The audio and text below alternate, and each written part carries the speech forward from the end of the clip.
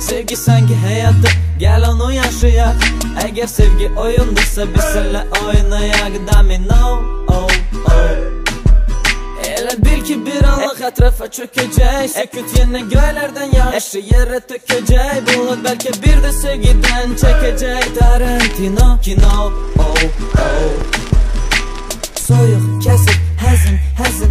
Əsir küllə ürəkdə var. Min arzu və min dilək. Səninlə kafedə görüşüb biz içək. Cappuccino, oh. O yoxdur heç nəyə həvəsim yox. Sanki ciğerim yox, sanki nəfəsim yox. Ana oh, ana oh, oh, oh.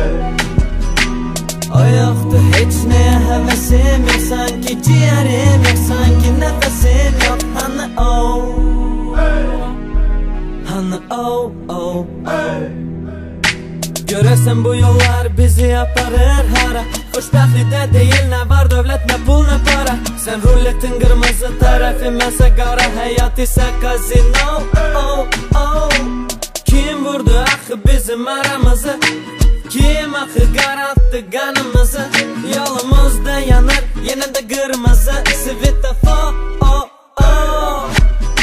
Açıqdı qapısı, bacası, üzümə evim. Bəlkə gəldim bu gecə, düzəldi mənim keyfim. Yenə bizim mahnını verir 106 FM radio, oh, oh. O yoxdur heç nəyə həvəsim yox. Sanki ciğerim yox, sanki nəfəsim yox. Ana oh, ana oh, oh, oh. O yoxdur heç nəyə həvəsim yox. Sanki ciğerim